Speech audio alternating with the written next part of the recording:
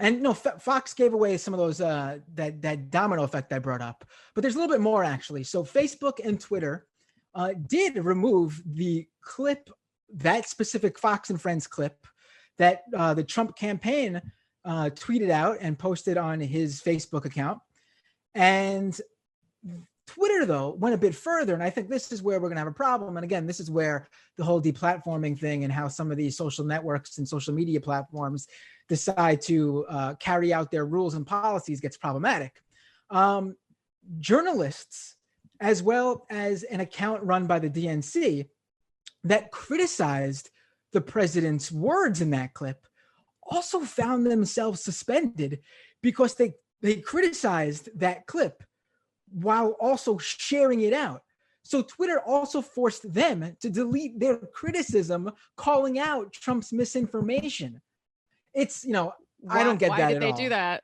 Because they say that the clip spreads misinformation, and there's apparently Twitter doesn't have any policy procedure to differentiate from sharing that clip to actually spread it because you believe it and want people to share it so they believe it too, or spreading that clip because you want to debunk it and you don't want anyone else to fall for it as well.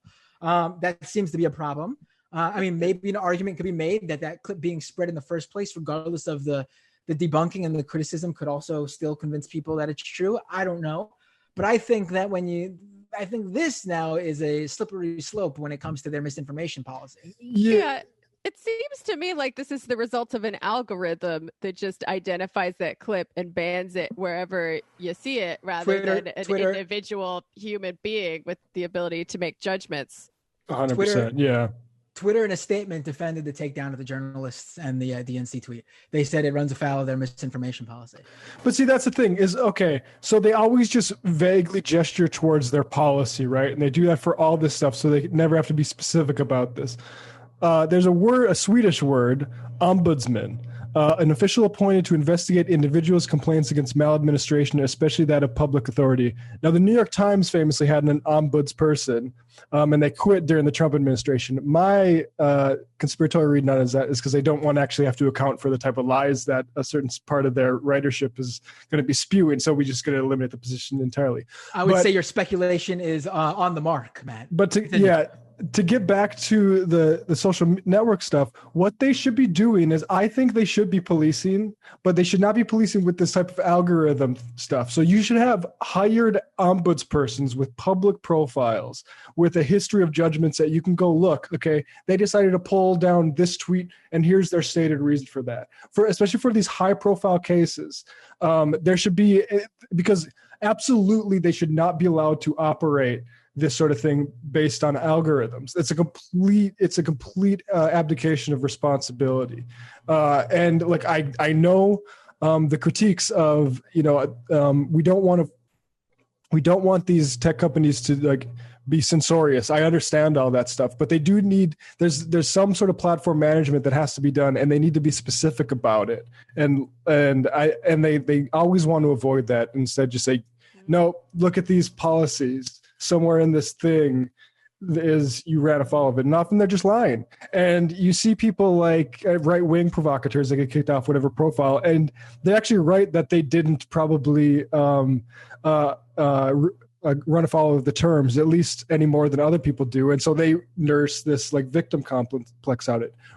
Just own the things that just forget the idea that there's going to be one size fits all or one algorithm fits all, and make the editorial decisions, hire people to do it, or you shouldn't be a company. See, that's the problem though, right? What you said right there, make the editorial decisions.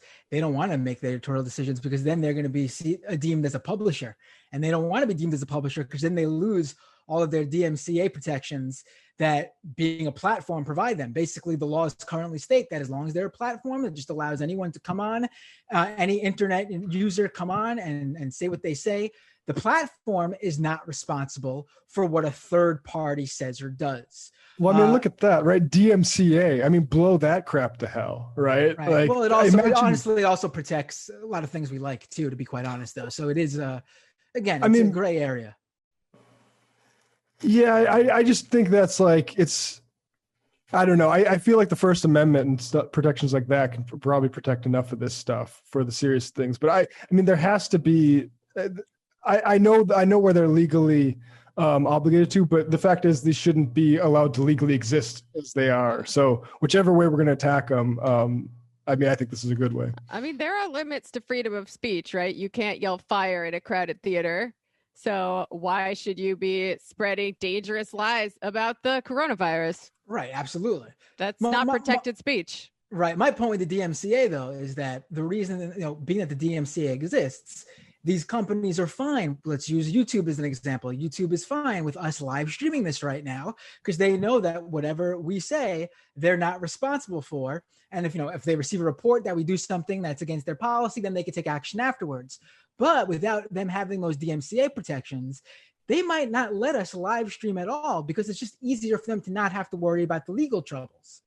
Right. But again, like the problem with the DMCA thing is, and I get your point, but like the quagmire we're in is that's mainly about intellectual property and playing music and stuff. That's the lawsuits they're worried about. They're not really worried about lawsuits over, a leftist saying we should nationalize the oil industry. Right. Well, and I mean something worse than that, obviously. I mean, they wouldn't even bother because God forbid we said something that wasn't that, that was worse, that would actually get them in trouble legally if they were deemed the publisher who had responsibility over what we said and did on their platform. But they do, right? Like you can't be pro-ISIS on this platform. Right. But what I'm saying is they may not even bother. Like, how much do they possibly make off a leftist YouTube channel? Why even risk the fact that they might say something that's nice about ISIS or spread the good news about ISIS? It's probably not worth it. They don't got much money to make off of us. So let's just not let them stream at all. That's what I mean. I agree with a lot of what you're saying. I just mean, I'm just trying to point out that I sort of see both sides, and I'm not saying DMCA is perfect because obviously it's not, but I'm just saying the good things need to be taken from it, and perhaps a new law can be created with those good things that leaves out the stuff that works against the health of our democracy, really. Yeah, I will say I do not trust private corporations to protect the speech of leftists, no matter how they're treating right-wing conspiracy theorists. Right. Like there's no ombudsman out there making sure that the right and the left are treated the same. That ship has sailed a very long time ago. So if we can get some temporary wins by getting folks like Trump and Alex Jones and, various fascists kicked off of these platforms, great. In the long term, I still think we need to democratize control over these new things, which are basically utilities, right? Facebook, there's no substitute for that. There's no competitor. It's a utility. We need to democratize control over them and then decide democratically what the range of acceptable speech is to have on there and the kinds of values that we want to honor. Right. Yeah. I mean, I guess I also, not to open this up too much, but I do see some arguments for having some, like in terms of private industries that should have some independence from the state. I think the press has maybe a good argument as any about it.